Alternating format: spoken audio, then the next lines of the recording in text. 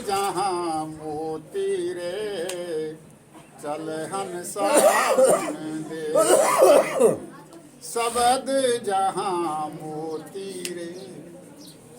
ये जो अंदर बैठा हुआ है, ये आपका दूध दही घी नहीं खाता है, ये आपकी सब्जी रोटी नहीं खाता है, ये आपके सूखे गीले फल नहीं खाता है। ये जो अंदर बैठा हुआ है ये, और आप क्या करते हो? आप क्या करते हो? इसको चिढ़ाते हो। कैसे चिढ़ाते हो? जब आपके सामने खाना आ जाता है तो खाने की थाली में से पहला ग्रास तोड़ करके और मुंह में न दे करके और इसको ऐसे करते हो। करते हो नहीं करते हो? तो ये चीज़ें इसको चिढ़ा रहे हो, ऐसा नहीं। इसको खुराक, इसकी खुराक दो, इसकी खुराक दो। जब इसकी खुराक दोगे तो ये होश में आ जाएगा, फिर ये यहाँ से चलने की तैयारी करेगा। चल हंसा उड़े देश, सबद जहाँ मोती रे, चल हंसा उड़े देश, चल हंसा उड़े देश, सबद जहाँ मोती रे, चल हंसा उड़े देश। जब चलोगे जाय किया समुद्र में बासा, जाय किया समुद्र में बासा, फिर नहीं आवन की आशा, फिर नहीं आवन की आशा। आए मिलियो नीरम नीर कबीर जी मोती रे, मिलियो नीरम नीर कबीर जी मोती रे, चल हंसा उन देश, सबद जहाँ मोती रे, चल हंसा उन देश। जब ये जीवात्मा उस सागर की बूंद जब सागर में मिल जाएगी तो बता सकते हो कि ये मेरी ये बूंद है। वो सागर में जाकर के वो सागर का रूप हो जाती है।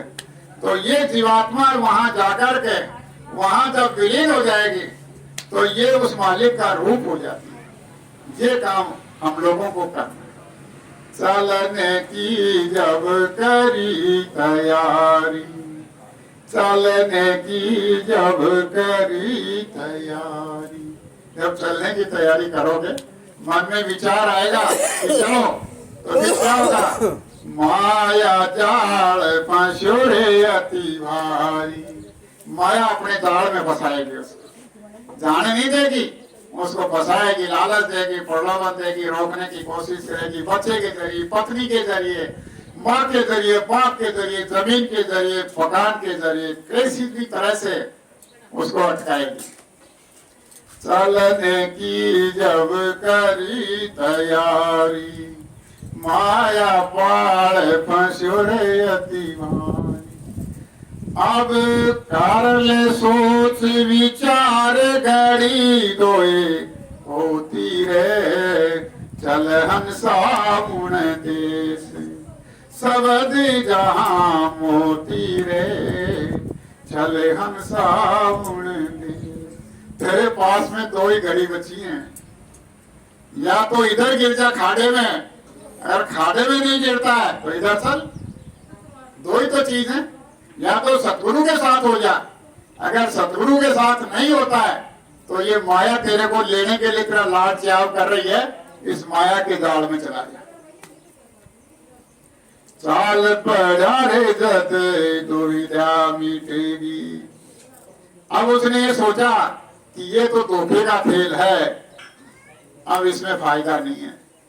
चाल पड़ा रे जत दुविधा मिटेगी, चाल पड़ा रे जत दुविधा मिटेगी, पिछली प्रीत कुटुंब की छूटी, पिछली प्रीत कुटुंब की छूटी। थोड़ी देर के लिए सबका प्रेम प्यार भूल गया, कोई लाग लपेट थी भूल गया, वो प्रेम प्यार तो 5 घंटे बात कर लेंगे, कोई बच्चे पोते पोती का लाड चाव करना है तो 2 घंटे बाद कर लेंगे, लेकिन ये 2 घंटा तो अपन घूम के आएंगे। चाल पड़ा रह जद दुविधा मिटेगी, सारी दुविधा खत्म हो गई उसकी, सारी परेशानी, कष्ट, क्लेश, रगड़ा झगड़ा, ये जो संशय है क्या करूं क्या न करूं, ये सब चीजें खत्म हो गई। चाल पड़ा रह जद दुविधा मिटेगी, पिछली प्रीत कुटुम से छूटी, हंसा भरी उड़ान हंसनी रोती रे, हंसा भरी उड़ान हंसनी रोती रे, चल हंसा उन देश सब दे जहां मोती रे, चल हंसा उन देश। माया के जाल से निकल करके उस हंसा ने उड़ान भरी, और वो जो माया थी वो बड़ी धाड़ मार मार करके रो रही है, अरे निकल गया पंजे से, निकल गया, चला गया चला गया, वो रोती रहती है। ये काम हम लोगों को ये मनो से शरीर पा करके करना है। अब बचा हुआ समय हमारे पास में जो जीवन का है उसको तो काम में ले लो। पहले का समय तो आपका भूल भरम अज्ञानता के अंदर निकल गया, निकल गया, क्या करोगे उसका? मिल जाएगा आपको। पहले का जो समय बीत गया आपको मिल जाएगा दोबारा? नहीं मिलेगा, गया वो तो। जो सांस निकल गई आपको दोबारा नहीं मिलेगी। इसलिए जो समय आपका बचा हुआ है उस बचे हुए समय का आप लोग उपयोग कर लो। अगर इस समय का भी उपयोग नहीं करोगे और जो पहले बीत गया उसी की तरह से अगर बचे हुए समय को भी आप लोग बिता दोगे तो आप थोड़ा सा विचार करो कि आपके पल्ले आपकी झोली में क्या है। आप जिस पोटली को हल्का करने के लिए ये मनो से शरीर लेकर के आए थे, आप उस पोटली को और भारी कर लोगे तो आपसे चला कैसे जाएगा? वजन तो आपको ही घसीटना है, कर्म तो आपको ही ढोने हैं, उसको कोई दूसरा नहीं ढोएगा। जो करोगे वो आपको ही भोगना है। इससे पहले अगर आप संगी साथी बना लोगे तो ये सतगुरु दयाल आपकी मदद करने के लिए तैयार है। तो अब आप लोगों को ये विचार करना चाहिए कि ये जो काम हम लोग करेंगे, इस काम को करने के लिए हमारा ये शरीर है, पहली बात तो स्वस्थ होना चाहिए। दूसरी बात ये निरोगी होना चाहिए। बीमारी में कोई भक्ति थोड़ी कर सकता है, नहीं कर सकता। तो ये निरोगी होना चाहिए, स्वस्थ होना चाहिए। दूसरी बात इसका मन भी, इसकी बुद्धि भी, इसकी चित्त भी अच्छे निर्मल साफ होने चाहिए। इसके अंदर प्रेम की भावना होनी चाहिए, दया की भावना होनी चाहिए। दूसरी बात कि छल, झूठ, कपट, बेईमानी, धोखाधड़ी, हत्या, कत्ल, विश्वासघात, ये सारे के सारे इन अवगुणों से लाखों कोस दूर रहे। एक हमारे को दूध दिया करते थे, उससे कहा कि वे पानी मत मिलाया कर, अगर पानी नहीं मिलाओ तो मेरे पितर देखो कैसी बात कह रही है। पानी नहीं मिलाओ तो पितर नाराज हो जाए, तो मैं तो पानी तो मिलाऊंगी, पितर को नाराज थोड़ी करूंगी। तो कोई पितर ऐसा कहता है पानी मिला के दे तू दूध को, ये चीज है। तो ऐसी जो गलत धारणाएं हैं, जो शरीर में अवगुण है, जिनकी वजह से हमारी रुकावट होती है, जो हमें आगे बढ़ने में बाधा पहुंचाते हैं, उन अवगुणों से हम लोग दूर रहें, दूर रहो। अगर आप लोगों के अंदर प्रेम प्यार आ जाए, एक दूसरे का विश्वास आ जाए, सब लोग मिलजुल करके रहने लगो, आप लोग जो मिल जाए उसी के अंदर आप लोग संतोष सबर कर लो, तो बताओ आपके कोई विवाद होगा? आपके कोई झगड़ा होगा? आप इस मकान का ताला लगाओगे? कोई नहीं लगाएगा। विश्वास, सबको अपनी तसल्ली है, आराम से रह रहे। तो ये समय संत सतगुरु की शरण में आने से वो समझाते हैं कि तू किस लिए अपना कर्म का बोझ बढ़ा रहा है। तुझे तेरी किस्मत में जो लिखा हुआ है वो तुझे मिलेगा। उसमें से एक क्षण भी न ज्यादा हो सकता न कम हो सकता। जिसने तेरी किस्मत लिखी है कलम से अगर तेरे से नाराज होकर के वो तेरी किस्मत में अगर कुछ कट करना चाहे, बढ़ाना चाहे, तो वो ही नहीं बढ़ा सकता। जब वो नहीं बढ़ा सकता तो तुम्हें फिर चिंता किस बात की है? तो इसलिए आपकी प्रारब्ध गर्भ में ही लिखी गई है। गर्भ के अंदर पूरा का पूरा आपका मरने तक का पूरा लेखा जोखा गर्भ में लिख दिया गया था कि तुम्हें संसार में आकर के ये करना है, ऐसे ऐसे रहना है। लेकिन संत सतगुरु एक ऐसे महापुरुष होते हैं कि जो श्रेष्ठ में मेघ सतगुरु ठोक सकते हैं, होनी को अनहोनी कर दे, अनहोनी को होनी। वो कौन है? सतगुरु। इनको पूरी पावर है, पूरी ताकत है, ये सब कुछ कर सकते हैं, किसी भी विधान को बदल सकते हैं, किसी के ऊपर भी अपनी मौत दया कर सकते हैं। इनको कोई पूछने वाला, रोकने वाला नहीं। तो इसलिए आज आपको ये समझाया जा रहा है कि जब हमको भगवान ने ये शरीर दिया तो बताओ, ये हमको साफ सुथरा दिया, गंदा थोड़ी दिया, साफ सुथरा दिया। अच्छे काम करने के लिए बुद्धि, विवेक, ज्ञान दिया, सोचने समझने की शक्ति दी। लेकिन हम लोग गलत संगत सोबत में पढ़ करके, बुरे लोगों के पास में बैठ करके, जिसके पास जो होगा वही तो आपको मिलेगा। अगर आप किसी शराबी के पास में बैठोगे तो आपको अमृत का प्याला पिला देगा क्या? दारू पिलाएगा आपको। तो दारू पिलाएगा, थोड़े दिन अपने पैसे की पिला देगा, बाद में कि मैंने पिला दी, अब तू भी पी, मुझे भी पिला, मुझे भी पिला। फिर क्या करेंगे? जब दारू शरीर में जाएगी और शरीर में जठराग्नि जलेगी, प्रबल होगी, तो खाने के लिए कुछ ना कुछ दिया जाएगा। तो जब जानवरों का मुर्दा मांस जब खाने को मिलेगा, तो दारू और मांस जब दोनों एक जगह हो जाएंगे, तो बारूद और आग का मेल है कोई? भाई बारूद को और आग को एक जगह कर देंगे तो क्या होगा? विस्फोट होगा।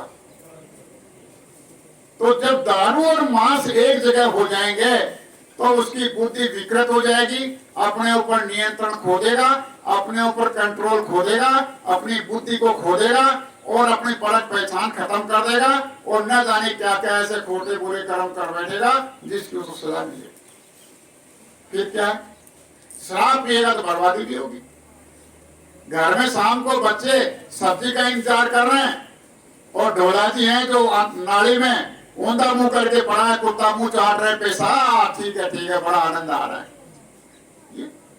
अरे इंसान इतना खूबसूरत मालिक ने बनाया, इसलिए बनाया कि तू मेरे पास आ जा, मैं तुझे बुलाऊंगा, मैंने इसका सारा इंतजाम कर दिया। और वो इंसान औंधे मुंह पड़ करके नाले में शराब और मांस के नशे में सब कुछ बर्बाद कर रहा है। कोई समझाया तो समझता नहीं है।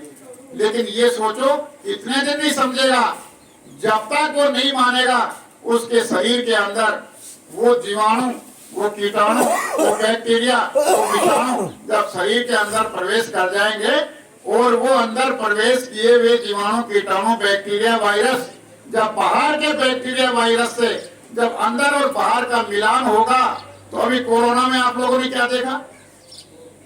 तरफ तरफ करके लोग मर रहे थे। कौन मर रहे थे? जो शराब और मांस खाने वाले थे। और जो नहीं खाने वाले थे, उनके शरीर की जो पॉजिटिविटी थी, उनके शरीर की जो क्षमता थी, प्रतिरोधक क्षमता थी, वो इतनी ज्यादा थी कि कैसा भी वायरस, कैसा भी बैक्टीरिया उनके पास तक नहीं आया। जब वो कोरोना चल रहा था, हमारे प्रेमी लोगों के हाथ पांव फूल गए थे, खाना पानी नहीं मिल रहा था, लोग भूख से बिलबिला रहे थे, लोग भूख से तड़प रहे थे। तो हमने सोचा कि हमारे आंखों के सामने अगर कोई भूख से ऐसे तड़पता रहेगा तो हमारा धर्म नहीं है, हम लोग मिलकर के इनको खाना खिलाएंगे, इनके रहने की व्यवस्था करेंगे, इनके ठहरने की व्यवस्था करेंगे। जब हमारे प्रेमियों ने ये काम किया तो कई लोगों ने कहा कि तुम मरने का काम क्यों कर रहे हो, तुम ये काम क्यों कर रहे हो, हमारा किसी का कोई बाल वाका नहीं हुआ। और खुले आम धड़ाके से कूद के पड़ते थे, 1000 500 2-2000 आदमियों का भोजन बनता था। ये गाड़ी इसमें लोड करके और जहां भी भीड़ होती थी वहां जाते थे, सबको बिठा करके भोजन करवाते थे। तो अच्छे का काम तो अच्छा होगा, बुरे का बुरा होगा। लेकिन शाकाहारी में इतनी ताकत होती है। अब आप ये बताओ, हाथी है, क्या खाता है? जानवर खाता है, घास खाता है, पानी पीता है, उसकी ताकत। घोड़ा, गधा, ऊंट, तो कुदरत ने भी पहचान बढ़ाई। क्या पहचान बढ़ाई कुदरत ने? आप अपने हाथों के नाखून देखो, चौड़े, पैर के नाखून देखो चौड़े, आपके दांत देखो चौड़े, आपकी आंख देखो लंबी है। पानी कैसे पीते हो? खींच के, ऐसे ही पीते हो, लबलब थोड़ी करते हो ऐसे। ये शाकाहारी की पहचान है। अब इसमें जानवरों में जाकर के मनुष्य तक देख लो कौन कौन है। और जिसके नाखून नुकीले हैं, पहने, जिसके दांत पहने हैं, जिसकी आंख गोल है, जो छपल छपल करके पानी पीता है जीभ से, वो लोग, वो मांसाहारी। कुदरत ने फर्क कर रखा है। लेकिन जो जानवर हैं वो तो अपनी बात पर कायम है। अरे एक इंसान, वो इतना गिर गया, इतना इंसान गिर गया। इसलिए आज सब लोगों से ये अपील और प्रार्थना करते हैं, हाथ जोड़ करके आपके चरणों में सर रख करके प्रार्थना करते हैं कि आपने शराब और मांस का सेवन करके खूब देख लिया, खूब देख लिया।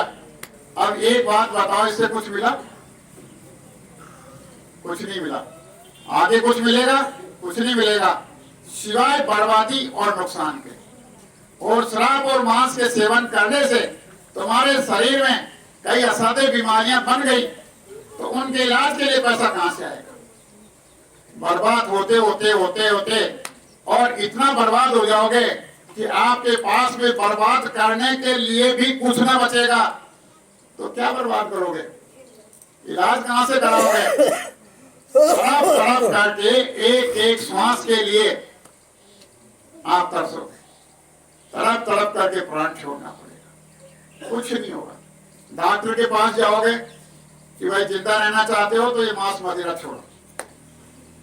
किसी देवता के पास जाओगे तो देवता पहले मेरे थान पे आता है तो दारू मांस मत पीना। वो लोग कहते ही नहीं कहते आज के लिए, सब कह रहे हैं। और इंसान इतना नीचे गिर गया कि जो न होने वाली चीज खाता है। फिर दूसरी बात ये सुनो, अगर आप लोग मांस खाओगे तो क्या जिंदे को अंदर ले लोगे? क्या उसको पहले काटोगे, उसका सामान अलग अलग करोगे, काम का सामान अलग होकर के उसको नमक मिर्च मिला करके खाओगे, उसका घर उजाड़ोगे, उसके घर को नाश करोगे। वो आत्मा जो उस घर में बैठी हुई थी वो कहां जाएगी? कहां जाएगी वो आत्मा? प्रेत योनि में, प्रेत योनि में जाएगी। आप बाजार से, कसाई के यहां से मुर्दा मिट्टी लाओगे, घर में उसको पकाओगे, मुर्दे को कहां लेके जाते हो? शमशान में। और मुर्दे को आप घर में ला रहे हो। जहां मांस जलता है, जहां मुर्दे जलते हैं, वहां कौन रहते हैं? भूत प्रेत, पिशाच, दैत्य, हैवान, शैतान। उनका बासा कहां है? जहां मुर्दे जलते हैं। अगर आप लोग उस मुर्दे को घर में ला करके पकाओगे तो वो जो संसार में रहने वाले शैतान, भूत प्रेत आपके घर में आ जाएंगे। आपको ऐसे नचाएंगे, ऐसे नचाएंगे, उठा उठा करके पटकेंगे, डालेंगे, गिराएंगे कि मेरा बदला दो, मेरा बदला दो, मेरा बदला दो। जानवर पे लग जाएंगे, बूढ़े पर भी लग जाएंगे, और जवान पर भी लग जाएंगे, बच्ची पे लग जाएंगे, बच्चों पे लग जाएंगे, पत्नी पे लग जाएगा, पति पे लग जाएगा, बर्बाद कर देंगे। और अगर आपके घर में ऐसा नहीं होगा तो आपके घर में शाकाहारी भोजन बन रहा है, दूध दही घी आपके पास में है तो काम में ले लो। अगर आपके पास में सूखे गीले फल है तो काम में ले लो। और अगर आपके पास में सब्जी रोटी काम में है तो ले लो। अगर सब्जी रोटी नहीं है, केवल आपके पास में अनाज है, तो अनाज की कोई रोटी खाओगे, आपके शरीर में कोई कमी नहीं आएगी, इसकी ताकत में कोई कमी नहीं आएगी, इसकी शक्ति में कोई कमी नहीं आएगी। अगर आपके पास कुछ ही नहीं है तो एक मिर्च सिलावटे पे घिस करके, और अगर उसके साथ में रोटी खा लोगे, इतना टेस्ट आएगा कि इसके समान कोई भोजन ही नहीं। कोई रोग नहीं, कोई तकलीफ नहीं, कोई गैस नहीं, कोई और कुछ नहीं। तो आप लोगों से हम ये प्रार्थना करना चाहते हैं कि अगर ऐसा भोजन घर में करोगे तो क्या होगा? उस घर के अंदर देवी देवता नहीं है, उस घर के अंदर लक्ष्मी का वासा होगा। उस घर में सब लोग मिलजुल करके रहेंगे, कोई किसी प्रकार की तकलीफ पीड़ा परेशानी उस घर में नहीं होगी। तो यही अपील बाबा जी कर रहे हैं कि कोई बात नहीं, आप लोग जो कुछ करना चाहो करो, लेकिन इस शरीर को तो साफ सुथरा रखो, इसको तो गंदा मत करो, अपना खान पीन तो शुद्ध रखो। तो ये सब बातें आप लोगों को बताई जा रही हैं। तो अब आप लोग ये सच्ची सच्ची बात बताओ कि हमने आपके कोई नुकसान की बात कही? नहीं, बोलो। नहीं कोई नहीं की। हमने यहाँ बैठ करके किसी की बुराई निंदा आलोचना की? नहीं, हमने किसी को छोटा किसी को बड़ा कहा? नहीं। जब निंदा आलोचना नहीं की तो सबसे बड़ा भारी पाप तो यही है। अगर निंदा आलोचना करोगे तो उसके पाप के बोझ से खुद दब जाओगे, बचने का आपको कोई मौका रास्ता नहीं मिलेगा। तो अब आप लोग इस बात को गांठ में बांध लो। जब गांठ में बांध लोगे तो आगे का जीवन का जो आपका समय बचा हुआ है उस समय को आप लोग काम में लो। जब उसको काम में ले लोगे तो आपके बचे हुए जीवन की सुंदरता, निखार, इसका यानी प्रकाश आप लोग अपने जीवन में देखो। महात्माओं से जुड़कर ही अपने जीवन को सुखी बना सकते हैं। अब दूसरी बात आपको ये बताएं कि अब एक गुरु महाराज का कार्यक्रम मथुरा में आ रहा है। मथुरा में अगले महीने, अगला महीना मई का महीना, 17 तारीख से 21 तारीख। ये जो तस्वीर में देख रहे हो, इन गुरु महाराज का आश्रम मथुरा में है।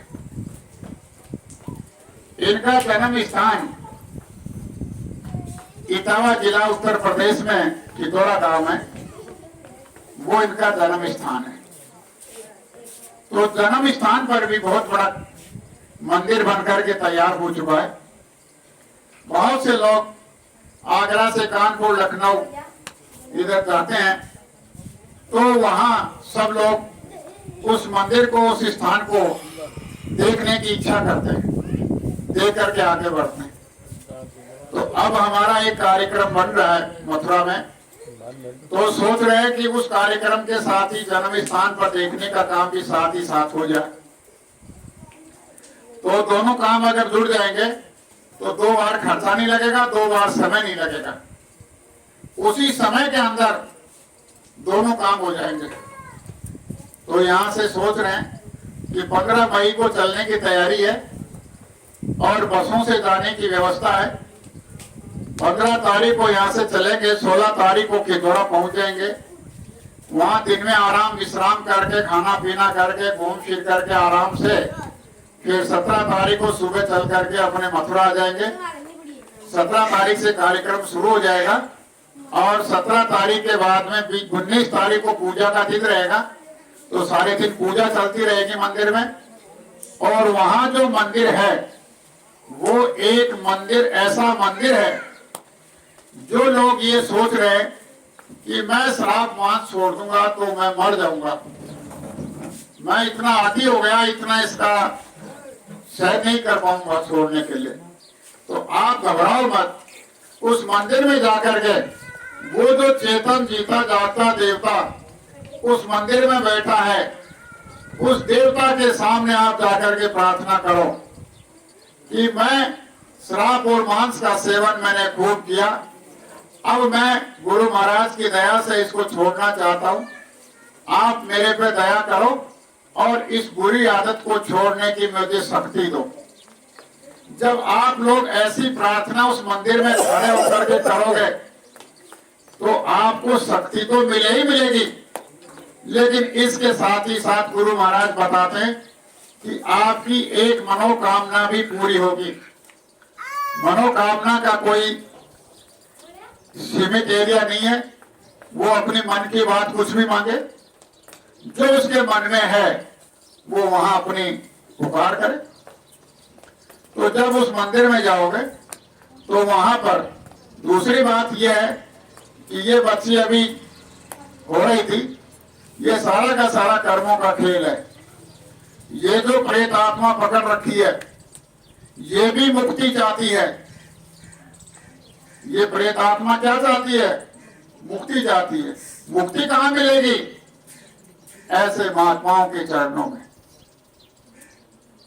जब ऐसे जीव वहां जाते हैं तो उनका पीछा छूट जाता है, वो भी खुश हो जाता है और उसका भी पीछा छूट जाता है। वहां जोर जबरदस्ती नहीं करते कि डंडे मारना, सांकल मारना, जलाना, दागना, ये करना, वो करना, नहीं। बड़े प्यार और प्रेम से उसको हंसी खुशी से खिला पिला करके खुश करके और उसको कहते हैं क्यों बच्ची को परेशान करते हो, तुम भी आराम से रहो, इसको भी आराम से रहने दो। तो ऐसा भी वहां होता है। तो आप लोग ये काम चलने के आप लोगों की इच्छा हो तो ये अपने जय गुरुदेव संगत के बहुत प्रेमी रहते हैं। आप उनको हमारे बाबूराम जी हैं, ये यहाँ सबसे मिलते जुलते रहते, हर संगत में आगे रहते, पूरी अच्छी सेवा करते हैं। तो इनको भी आप अपनी सवारी बता दोगे तो हमको जानकारी मिल जाएगी कि भाई हम भी चलेंगे तो आपकी बस के अंदर व्यवस्था हो जाएगी। आप सोचो कि भाई किराया कितना आएगा, तो किराए के लिए है कि ये करीब 800-900 रुपए इतनी दूर घूमने का इसके करीब रहेगा, कोई ज्यादा नहीं रहेगा। तो खाने पीने के लिए आपको कुछ नहीं लेके चलना है, वहाँ खाने पीने की सबकी सामूहिक व्यवस्था अपनी संगत की तरफ से होती रहती है। ठहरने के लिए हमारे लिए बड़े बड़े स्टोर आपके यहाँ लग जाती हैं, उनमें ठहरने के लिए हमारी व्यवस्था हो जाती है। वहाँ उसमें लाइट पानी लग जाता है, लेट बात बन जाते हैं, कोई परेशानी नहीं रहती है। घर जैसा माहौल वहाँ रहता है। अब आप कहोगे यार इतनी जल्दी कैसे चल रहे हो, यहाँ तो बड़ा आनंद आ रहा है, यहाँ तो बहुत आराम मिल रहा है। जो ये जाट समाज से कई औरतें जाती हैं वो कहते हैं कि नहीं अपने तो यही रहो, यही रहो, यही रहो। क्यों? यहाँ क्या दिक्कत? अभी वहाँ जाते हैं तो कड़का कड़ा एक हो जाता है, यहाँ कुछ नहीं करना पड़ता, सारे दिन घूमते आते हैं, सुबह खाना मिल जाता है, शाम को खाना मिल जाता है, कुछ नहीं करना पड़ता है। तो आप तो यही रहो, जाओ मत, जाओ मत। इनको कह दो कि नहीं आज नहीं चलेंगे, परसों चलेंगे और चलेंगे, तो भाई घर तो देखो चलना ही पड़ेगा, घर तो अपने को संभालना ही पड़ेगा। नहीं वहां तो हमको बहुत मेहनत करनी पड़ती है। ये तो पंचायत करने के लिए गाँव में चले, स्टेट पर चले जाते हैं, साथ शाम को आते हैं, वहाँ हमको बचना पड़ता है, हमको काम करना पड़ता है। तो खैर कई बातें, तो आप लोग भी इस पर विचार करना है। इसके अलावा दूसरी बात यह है कि अगला जो हमारा कार्यक्रम है, सुनो ध्यान से, अगला जो कार्यक्रम है वो गांव जोराड़ा में होगा। गांव जोराड़ा है, जोराड़ा गांव थोड़ा बड़ा गांव है। यहाँ तो क्या है कि थोड़ी बस्ती कम थी, इसलिए अपन लोग सबको समझा करके बता करके शाकाहारी होने के लिए निवेदन करते हुए आ गए अपन लोग। और बीच में ऐसी कोई लंबी चौड़ी बस्ती नहीं थी और सब लोग अपने अपने घरों में बोलते आ रहे थे, तो सब लोग सुन रहे थे। अब मानना न मानना ये उनकी मर्जी की बात है। हम किसी का ठेका नहीं लेते कि हम इसकी दारू छुड़ा देंगे, इसका मांस छुड़ा देंगे, इसको सतलोक पहुंचा देंगे, नहीं। उसकी मर्जी होगी, चल। और तेरी मर्जी नहीं है तो यहाँ गोते खा, यहाँ डूबर, यहाँ परेशान हो, पीड़ा हो, कुछ भी कर। तेरी इच्छा है तो चल, इच्छा नहीं है तो यहाँ पड़ा रहे। ये तो खुशी का सौदा है। इसलिए हमारे गुरु महाराज की अर्जी है, आगे आप सबकी मर्जी है, मानो न मानो ये आपकी। दूसरी बात है, देखो हमारे से कोई ऐसी वाणी शब्द निकल गया हो जो किसी के दिल को ठेस पहुंचाए, तो आप सब लोगों से हाथ जोड़ करके ये प्रार्थना करते हैं कि आप लोग उस बात को अपने दिल दिमाग में मत रखना।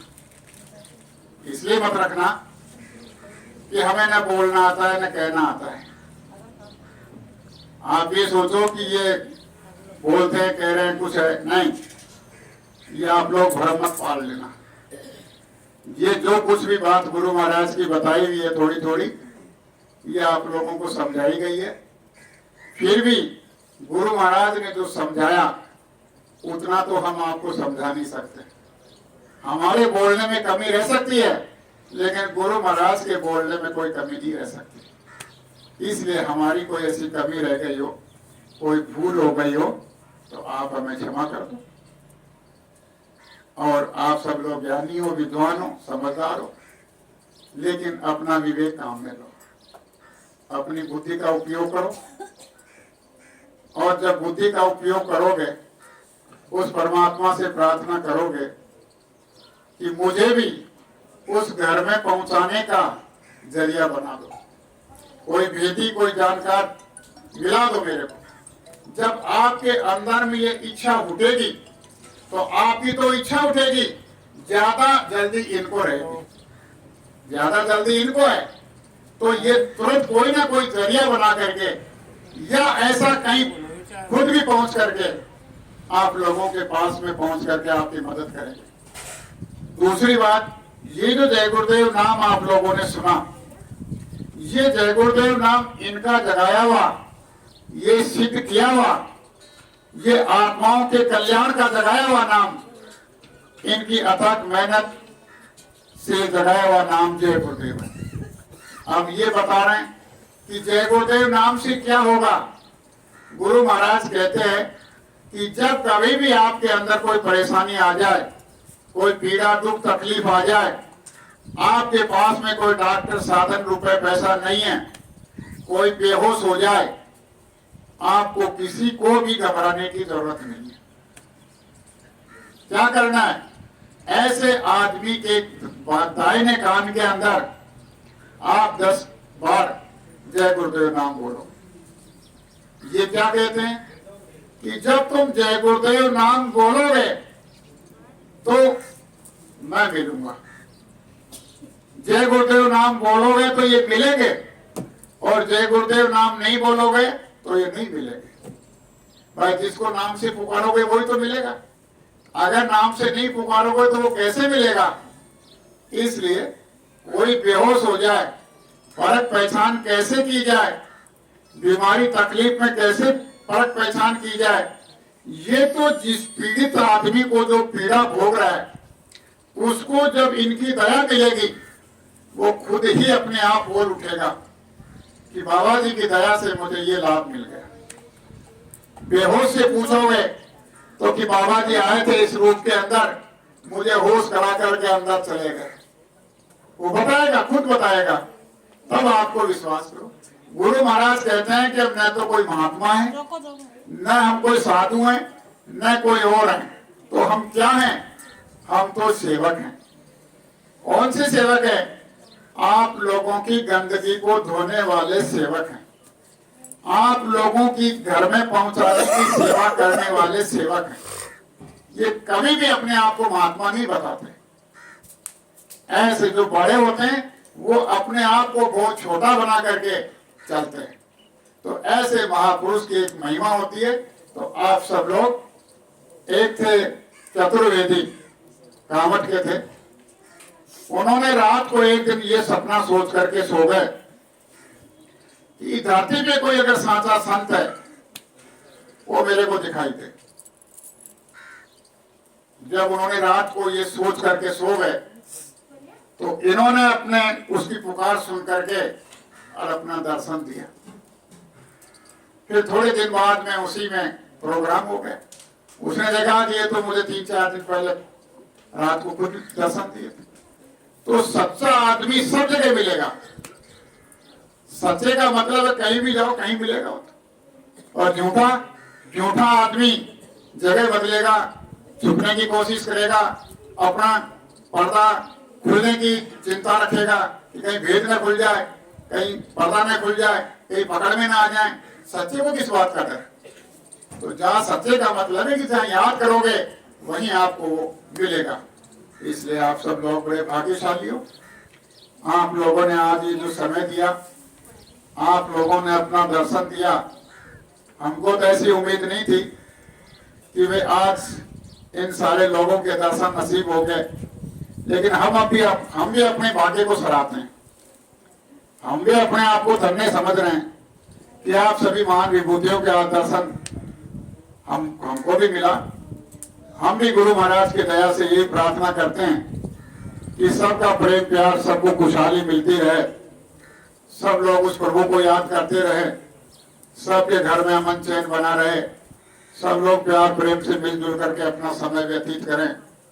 तो सब लोगों को ऊपर स्वर्ग जैसा आनंद अपने घर में ही मिलने लग जाए।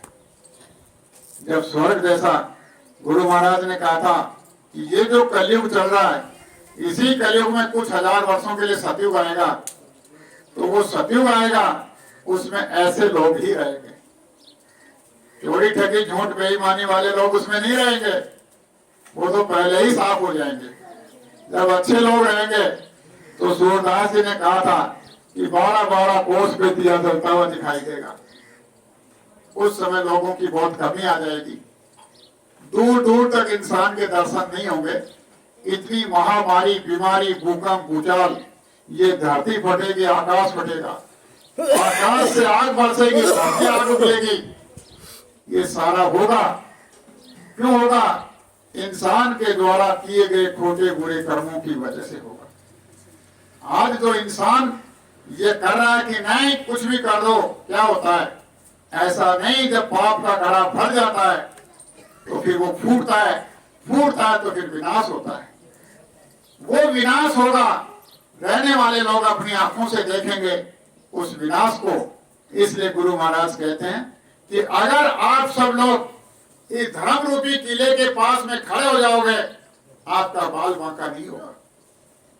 आजकल तो माताएं चक्की नहीं चलाती हैं, जो अपने घर में चक्की चलाती थी और उस किले के पाट पर, वो पाट के बीच में जो किला होता था और म्यानी के सहारे से वो पाट चलता था, और उस म्यानी के पास में, उस किले के पास में अगर कोई दाना रह जाता था, उसका कुछ बिगड़ता था क्या?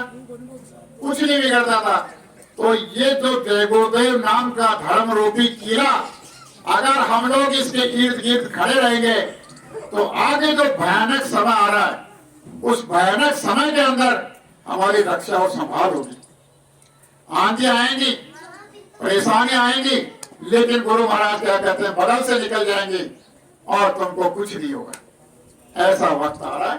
तो आप सब लोग, अच्छी सही बात यह है कि शाकाहारी बनो, और शाकाहारी बन करके उस मालिक से, प्रभु से मिलने की दिल में इच्छा जगाओ।